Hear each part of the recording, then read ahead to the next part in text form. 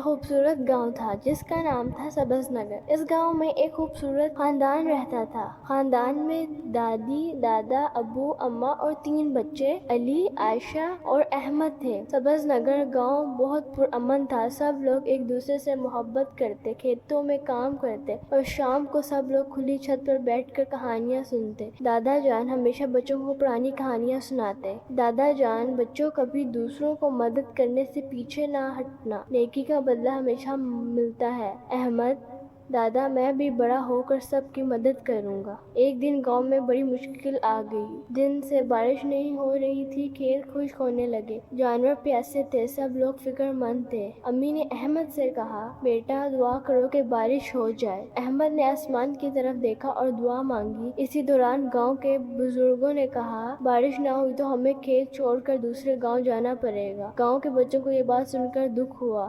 احمد کے دل میں ایک خیال آیا، میں کچھ کروں گا، میں گاؤں نہیں چھوڑنے دوں گا۔ گاؤں کے کنارے ایک جنگل تھا جسے جادوئی جنگل کہتے ہیں۔ لوگ وہاں جانے سے ڈرتے تھے کیونکہ کہا جاتا تھا کہ وہاں کچھ جادوئی مخلوقات رہتی ہیں۔ رات کو احمد نے سوچا شاید وہاں کوئی حل ہو۔ وہ آہستہ سے گھر سے نکلا۔ چاندنی رات تھی، جنگل میں پرندے چہچہا رہے تھے اور ہوا ٹھنڈی چل رہی تھی، مگر ساتھ ہی ڈراؤنا سناٹا بھی۔ احمد جنگل میں آگے بڑھتا گیا۔ اچانک اس نے ایک آواز سنی، بچاؤ بچاؤ! وہ آواز ایک چھوٹے ہرن کی تھی جو جال میں پھنسا ہوا تھا۔ احمد نے بہادری دکھائی اور جال کاٹنے لگا۔ جال کھولتے وقت اس کے ہاتھ زخمی ہو گئے، لیکن اس نے ہمت نہ ہاری۔ وہ آواز ایک چھوٹے ہرن کی تھی اور جال میں پھنسا ہوا تھا۔ ہرن آزاد ہوتے ہی بولا، شکریہ بچے، تم نے میری جان بچائی۔ میں عام ہرن نہیں، میں جادوئی ہرن ہوں۔ میں تمہیں انعام دوں گا، تمہاری ایک خواہش پوری ہوگی۔ احمد نے کہا، میں چاہتا ہوں کہ ہمارے گاؤں میں بارش ہو اور سب خوشحال ہو جائے۔ ہرن مسکرایا، تمہاری نیت اچھی ہے، لیکن اس خواہش کے لیے تمہیں ایک امتحان دینا ہوگا۔ احمد: امتحان؟ کون سا امتحان؟ ہرن نے کہا، تمہیں 3 چیزیں لانی ہوں گی: ندی کے کنارے سے نیلا پتھر، پہاڑ کی چوٹی سے سفید پھول، اندھیرے درخت سے سنہری پتی۔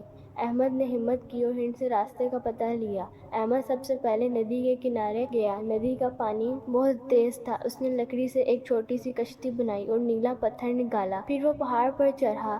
راستہ مشکل تھا لیکن احمد نے ہمت نہ ہاری، وہاں سے سفید پھول لیا۔ تیسری چیز سب سے مشکل تھی، اندھیرا درخت بہت خوفناک تھا، وہاں الو کی آوازیں آ رہی تھیں۔ احمد ڈر گیا لیکن اس نے دعا پڑھی اور اندر گیا۔ سنہری پتی کو دیکھ کر اس نے ہاتھ بڑھایا، تبھی ایک بڑی سائے جیسی چیز سامنے آئی۔ احمد بہادری سے بولا، میں کسی کو نقصان نہیں پہنچاؤں گا، بس یہ پتی چاہیے تاکہ میرا گاؤں بچ سکے۔ احمد تینوں چیزیں لے کر ہرن کے پاس گیا۔ ہرن نے اپنی دم ہلائی، آسمان پر بادل چھا گئے، بارش شروع ہو گئی، گاؤں کے کھیت سرسبز ہو گئے، لیکن لوگ خوشی سے ناچنے لگے۔ گاؤں والے جب احمد کی بہادری جانتے ہیں تو اس گاؤں کا ہیرو کہتے ہیں۔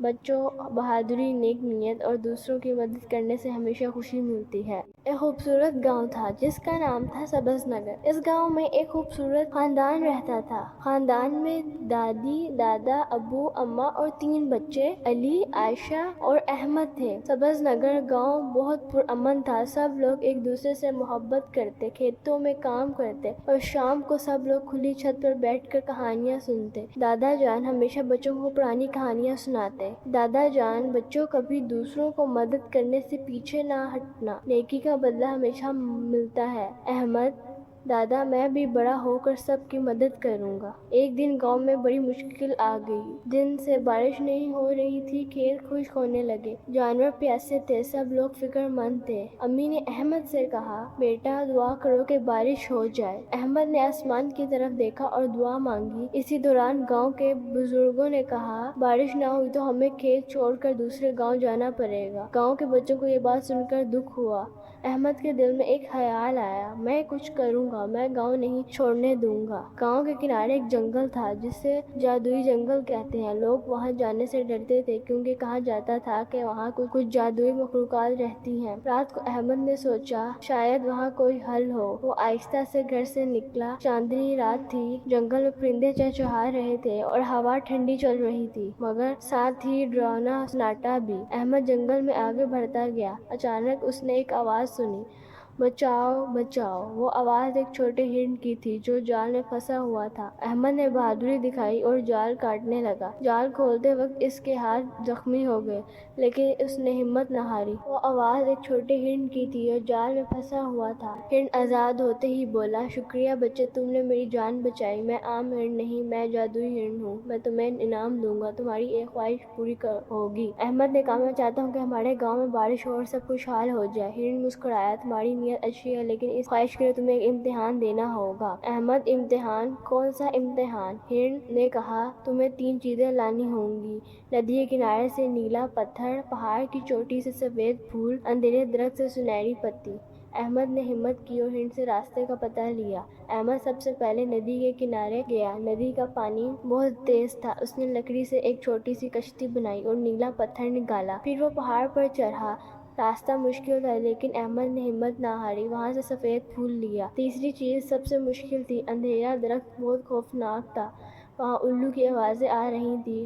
احمد ڈر گیا لیکن اس نے دعا پڑھی اور اندر گیا۔ سنہری پتی کو دیکھ کر اس نے ہاتھ بڑھایا، تبھی ایک بڑی سائے جیسی چیز سامنے آئی۔ احمد بہادری سے بولا، میں کسی کو نقصان نہیں پہنچاؤں گا، بس یہ پتی چاہیے تاکہ میرا گاؤں بچ سکے۔ احمد تینوں چیزیں لے کر ہرن کے پاس گیا۔ ہرن نے اپنی دم ہلائی، آسمان پر بادل چھا گئے، بارش شروع ہو گئی، گاؤں کے کھیت سرسبز ہو گئے، لوگ خوشی سے ناچنے لگے۔ گاؤں والے جب احمد کی بہادری جانتے ہیں تو اس گاؤں کا ہیرو کہتے ہیں۔